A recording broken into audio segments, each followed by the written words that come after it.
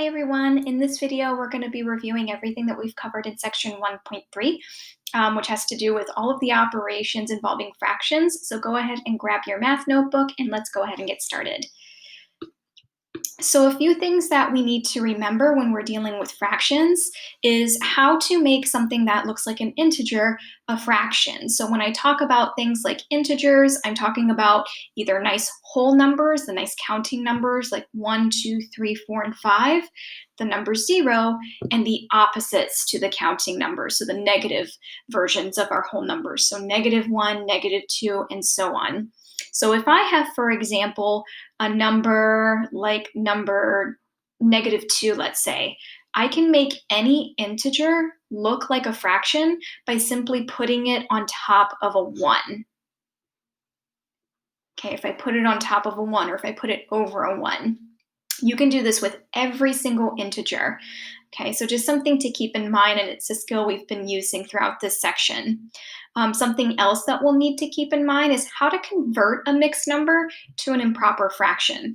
Maybe you have a calculator that can work with mixed numbers, but most calculators work best when you type improper fractions in order to do the problem. So we'll do a few examples here because it is, a bit tricky sometimes to remember how to do this. Let's say that we had the mixed number 1 2/3. In order to convert a mixed number to an improper, we start with the denominator, which is the bottom number, the 3, and we multiply it with the whole number. Okay, so 3 times 1 would give me 3, and then I take that result and I add it with the numerator, and this will give you the numerator of your improper fraction. So 3 plus 2 would give us 5, and your denominator would simply remain the same. So 1 2/3 is the mixed number. As an improper, it would be 5/3. Let's do one more conversion like this. It works the same way with negatives. Let's say we had -2 and, I don't know, 3/5. Let's try that one. You're going to do it the exact same way. We're going to start with the denominator of 5, multiply it with that whole number. So I'm just going to ignore the negative for right now. 5 times 2 would give me 10, so that's my product. And then I take that result and I add it with the numerator. 10 plus 3 gives me 13. My denominator stays the same, and I just need to remember to keep that negative in my answer. So if it was a negative mixed number, your improper should also remain a negative. So let's talk about reducing really quickly as well. Oftentimes you'll see the word simplify. This means the same thing. So if the instructions say that your answer has to be fully simplified, what that's telling you is if you're getting a fraction as an answer, if it can reduce, you must reduce it in order to get full credit.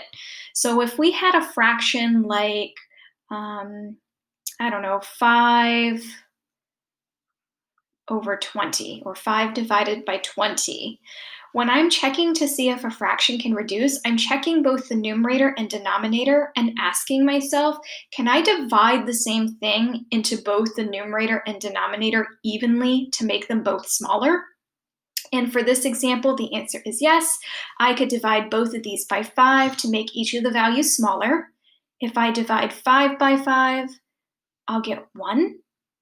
If I divide 20 by 5, I get 4. And it has to be the same number that you're dividing on both the top and the bottom. So 1/4 won't reduce any further. So that means that I have fully simplified that fraction. Let's try one more like this.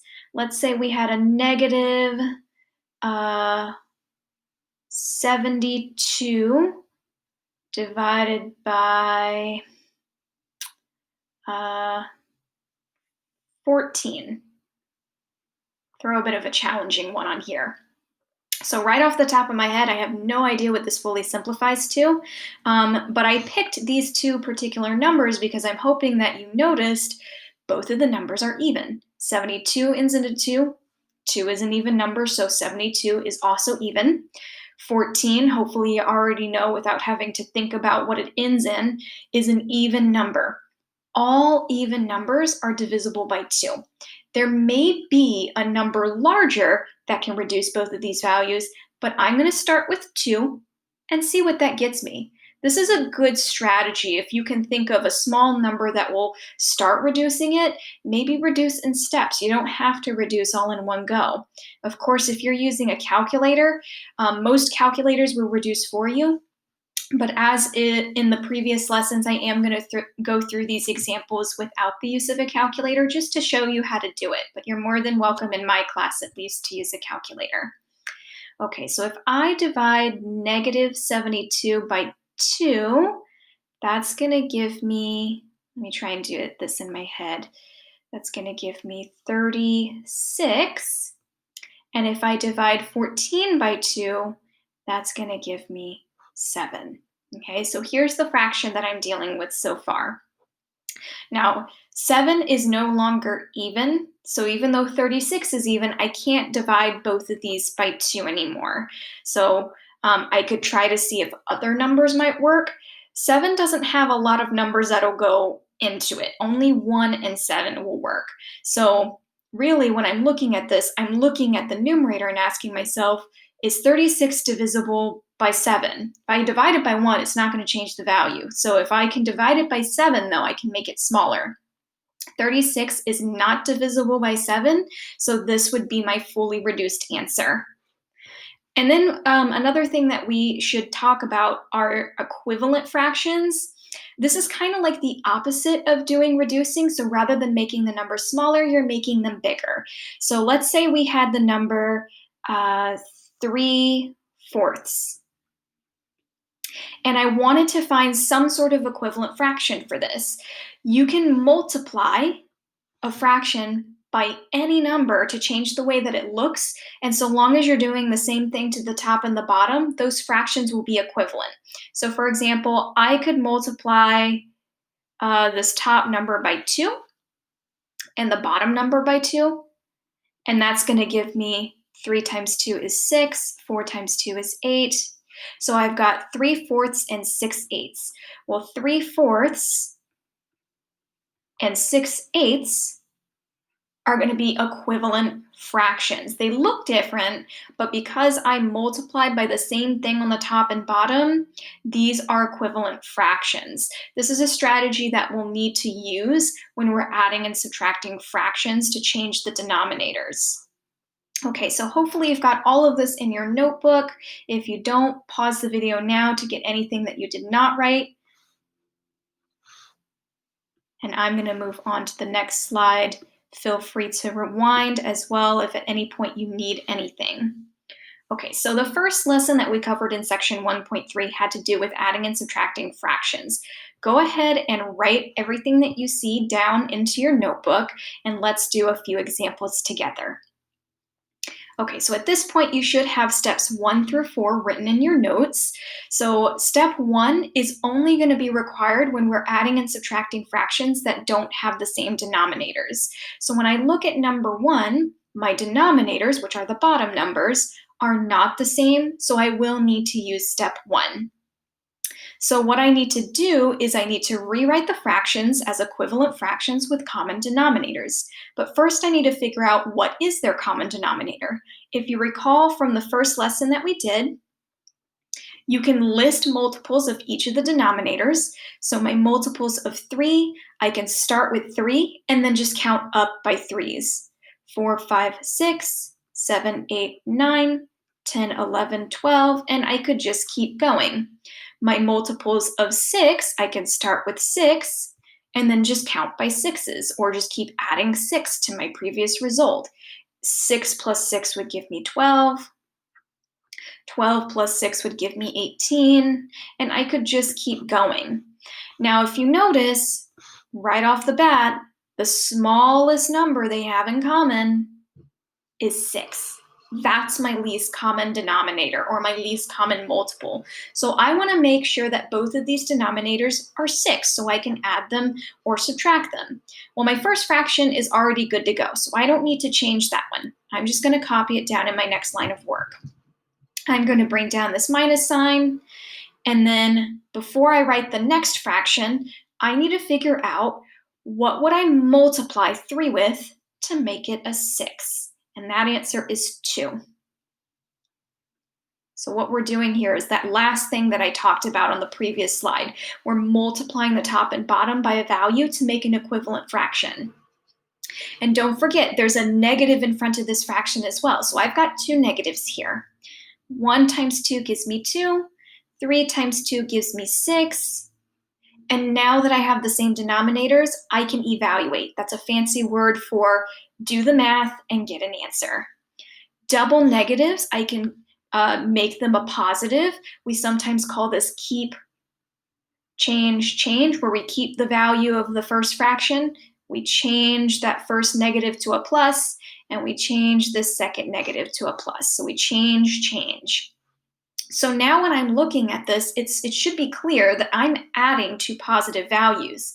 Well, if their signs are both positives, I'm going to combine them, I'm going to add them. 1 plus 2 will give me a numerator of 3. My denominator stays the same, and my answer should be a positive. I match the sign of the things I added. And the last thing that we need to do up here, step 4, simplify, in other words, reduce the fraction if necessary. I can divide both 3 and 6 by 3. So I'm going to divide 3 by 3 and get a numerator of 1. I'll divide 6 by 3 and get a denominator of 2. Here's my fully reduced answer. And again, this is probably going to be much quicker for you if you are using a calculator. That's totally fine. But go ahead and try number 2 on your own. I'm going to pause the video, and then when I unpause and when you unpause after giving this a try, you should see a solution on the board. Okay, so here are here is the answer that I got when I did the problem, so hopefully we match. So when I did the problem, I did it without a calculator, so here's all of my work. Of course, if you did it with a calculator, you should have arrived to this answer quite easily. You should have gotten negative 13 over 24. It should end up being a negative. Whenever we write our equivalent fractions, we're going to get 32 over 24 minus 45 over 24. So we're subtracting. The easiest way to think about subtraction is to pretend they're both positives, stack the bigger number on top of the smaller, subtract down the columns, and then match the sign to the larger number. The 32, which has nothing to the left, is understood to be a positive. The 45, which has a negative to the left, is negative, and since it's bigger, we match the negative sign. Okay, let's take a look at the next page. We're still adding and subtracting here, so I'm going to clear my board, and I'll walk you through number 3, and then you'll try number 4. You don't have to recopy these steps. It's the same steps that was on the first slide. So let's go ahead and get started with number 3. Hopefully you've taken a moment to copy this one. We have an integer and we're subtracting a fraction. So on that very first slide, I mentioned that when we have an integer, the easiest way to make it look like a fraction is to simply put a 1 underneath it. So we put it over a 1. And I sometimes like to rewrite this problem. This ends up being negative 2 over 1 minus 7/4. And now it's like a problem on the previous slide. I can list my multiples. For 1, we have 1, 2, 3, 4, and I could just keep going. For 4, my first multiple of 4 is 4. So right off the bat, I see that they have a common multiple of 4. My second fraction I don't need to change since it's the denominator that I want. But the first one, I can multiply 1 by 4 to make it a 4. But if I do that on the bottom, I got to do that to the top as well. So my equivalent fraction here is going to be negative 8 over 4. My second fraction is going to remain the same. And now I need to determine if I add or subtract my numerators. They're both negatives, so that means I want to add and get 15. And I match the sign of the things that I added. the denominator stays the same. I failed to mention on the previous slide, but hopefully at this point you guys should know that some fractions will give you a mixed number. That's totally okay. Improper numbers are fine and mixed numbers are fine. If your calculator's giving you a mixed number, it'll probably say something like this: -3 and 3/4, I believe. Yeah, let me fix that. That 3 is a little hard to read. So -3 and 3/4. So either of these would be totally acceptable so long as your answer's fully reduced. Go ahead and pause the video and give number 4 a try, and I'll pause as well, so that way when we both unpause, you should see an answer. Okay, so here's the answer that I'm getting when I did the problem. I got a -8/3. Again, your calculator might be giving you a mixed number, which is totally fine. So when you end up writing your equivalent fractions, just remember, since they're both negatives, I have a negative plus a negative, kind of similar to what I had over here. I had a negative and then a negative.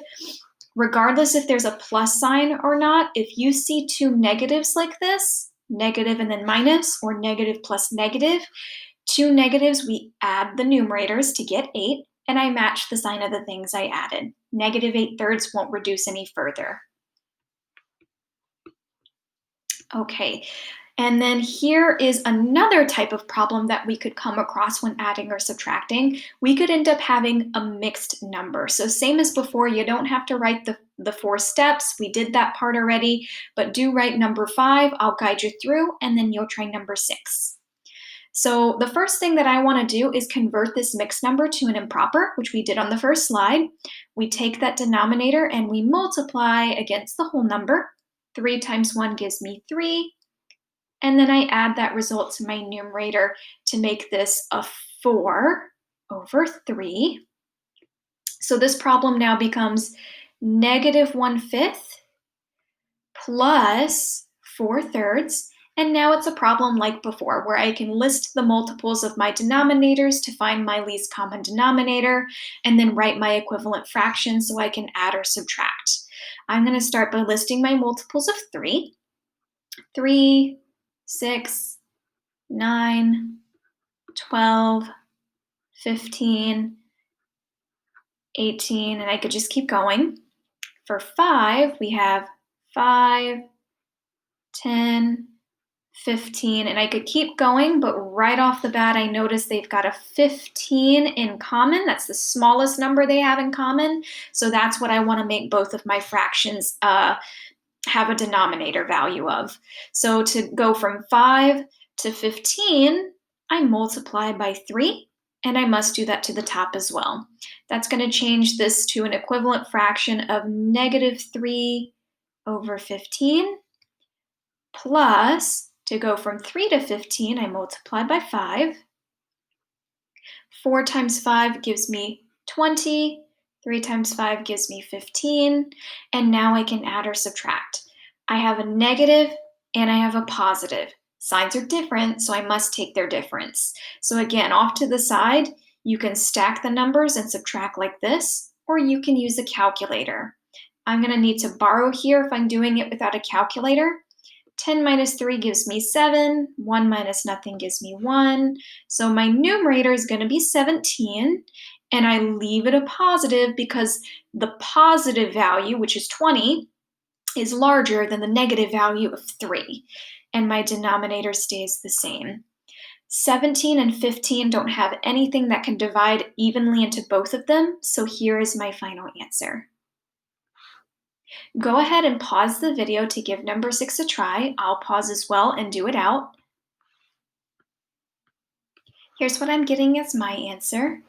So I cheated a little bit when I was listing my multiples since I already had my multiples of 3 up here. I just listed my multiples of 4, and I found that their common denominator was a 12. So my equivalent fractions were -16/12 and then plus 33/12. Same as the one I did, the signs were different, so I subtracted here and got a +17 since the 33 is larger. and then it didn't reduce any further. So you should have gotten 17 over 12 or the mixed number version of that answer. Okay, so that kind of covers all of the review for adding and subtracting. Now let's talk about multiplying and dividing, and we're going to do the same exact thing as before, where we talk about regular fractions, integers, and mixed numbers. The nice thing about multiplying fractions is you don't need the same denominator. You just multiply across the tops, multiply across the bottoms, and reduce where possible. I like to reduce beforehand by cross-reducing or cross-canceling. Same as before, is if you're using a calculator, it should reduce for you. So let's take a look at this first example. When I'm looking to cross-reduce, I'm looking at the top and bottom numbers to see if they can reduce. So I'm looking at 3 to see if it reduces with 7 or 6. It won't reduce with 7, but it can reduce with 6. I can divide both 3 and 6 by 3. 3 divided by 3 gives me 1. 6 divided by 3 gives me 2. And now I'm checking to see if the 11 can reduce with anything. 11 won't reduce with 2 or 7, so now I can multiply, and since I reduced first, my answer should be fully simplified. Negative times positive should give me a negative. 1 times 11 gives me 11. 7 times 2 gives me 14. Here's my final answer. So go ahead and pause the video to try number 2 on your own, and then I'll pause it as well. Okay, so here's what I'm getting as an answer. I'm cross-canceling the 3's since I have 1 on the top and the bottom. I can divide each by 3 and make them 1's. I have an even number of negatives, which will leave me with a positive. 1 times 1 gives me 1. 4 times 1 gives me 4. So you should have gotten positive 1/4.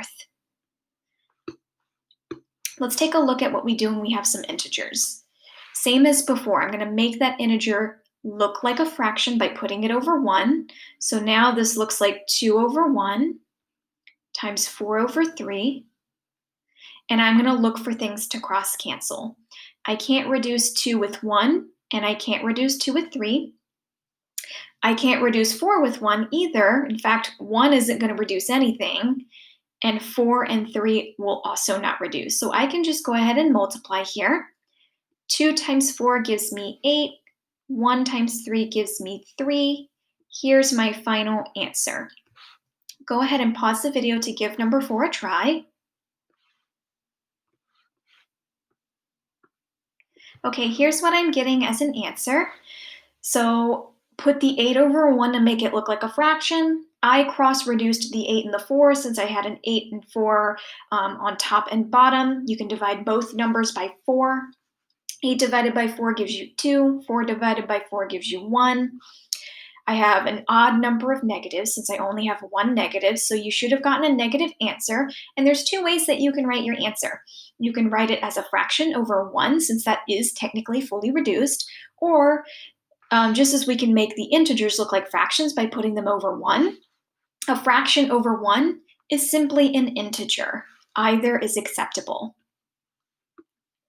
Let's take a look at what we do when we have mixed numbers. So same thing as before. I'll do number 5. You try number 6. The first thing we want to do is convert this mixed number to an improper. I'm going to start by multiplying the denominator with the whole number. 2 times 1 will give me 2. And then I add that result with the numerator. 2 plus 1 gives me 3. Denominator stays the same. Just don't forget, this first fraction was a negative. I want to make sure it stays a negative because these two fractions are exactly the same number. They just look different. And I'm going to bring down my negative 3/2. And now I'm going to look for things to cross-cancel. Both of these fractions are the same, so I'm just going to check to see if the 3 can reduce with a 2. It doesn't, so that means there's nothing to check if I can reduce for the other fraction because it's exactly the same. I have 2 negatives. 2 is an even number, which means that I'm going to get a positive answer, and I just multiply. 3 times 3 gives me 9. 2 times 2 gives me 4. Your calculator might be giving you a mixed number. That is okay. Go ahead and try number 6. I'll pause the video, and then when we both unpause, you should see an answer. Okay, here's what I'm getting as an answer. Kind of some big numbers, but again, I encourage you to use a calculator here. When you convert the mixed number to an improper, you should have made it a negative 27 over 7. We have an even number of negatives, so we should get a positive here. Numerator should be 297, denominator should be 49. And the last thing that we're going to talk about for this review is how to divide fractions. So something that we talked about before we even introduced dividing fractions was the concept of what a reciprocal is.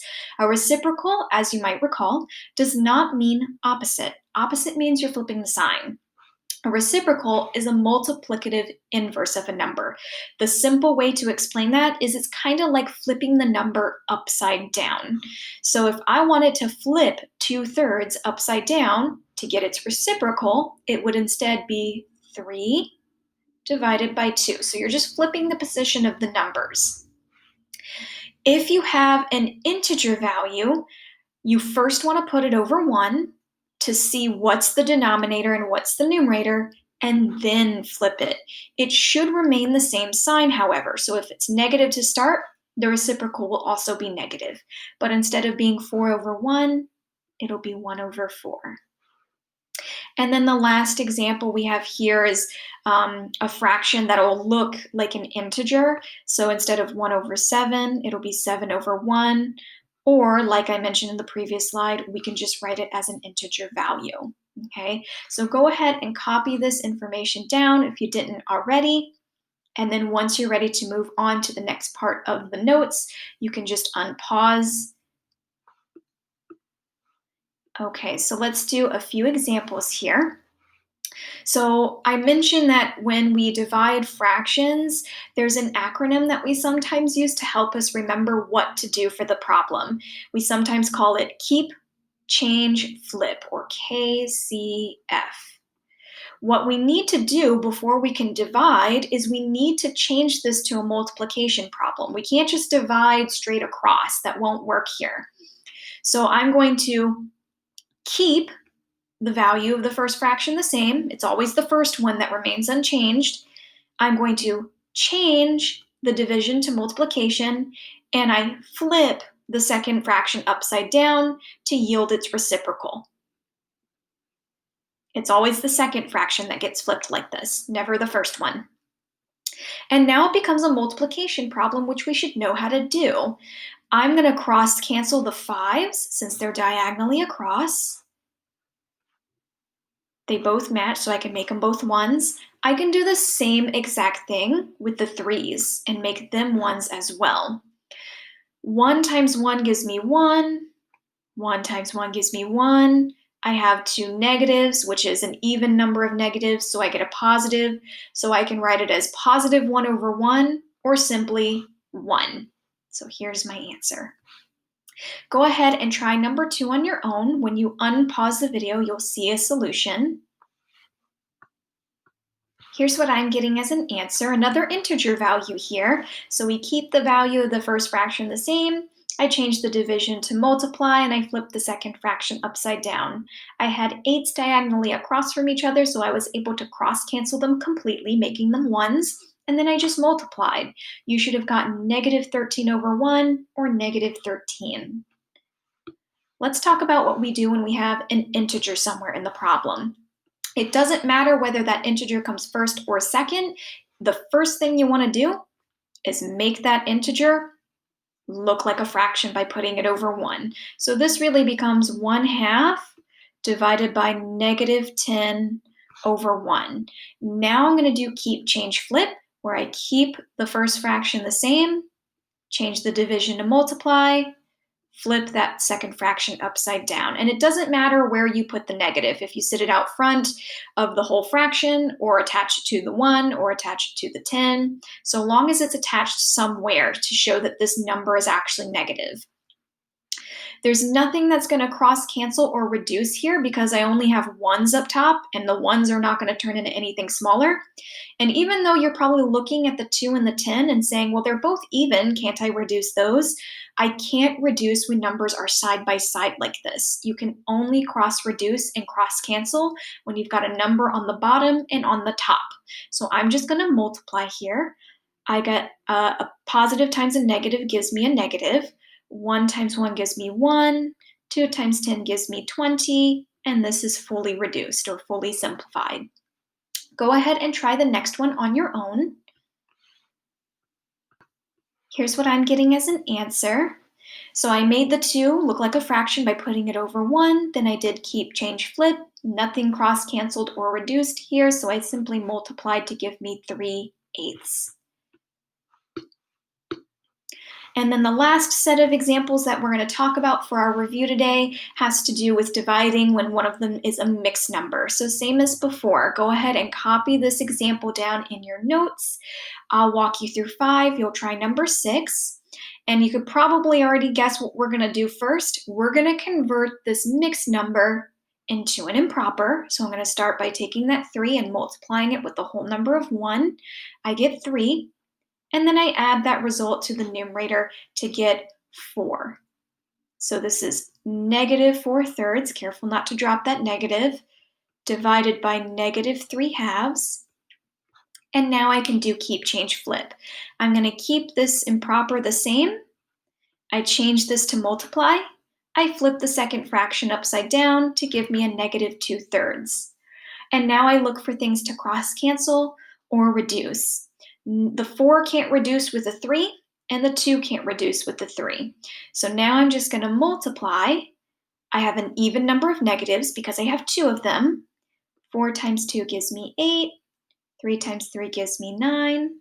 And again, I leave it positive because I had an even number of negatives. So here's my final answer. Go ahead and pause the video and try 6 on your own. Okay, here's what you should have gotten as your final answer, at least in proper form. Again, if your calculator is giving you a mixed number, just understand that it means the same thing, assuming you did your arithmetic correctly. So when you convert this mixed to an improper, you should have made it a 41/10. You should have kept that 41/10 the same, changed this to multiply, flip the second fraction upside down. If you're using a calculator, this part was done for you, but here's me cross-reducing. 4 and 10 are both even numbers, so I can divide them both by 2. 4 divided by 2 gives me 2. 10 divided by 2 gave me 5, and then I just multiplied to get a -82/35. And that's pretty much it. Good luck with your independent review as well as your quiz. Take care, you guys.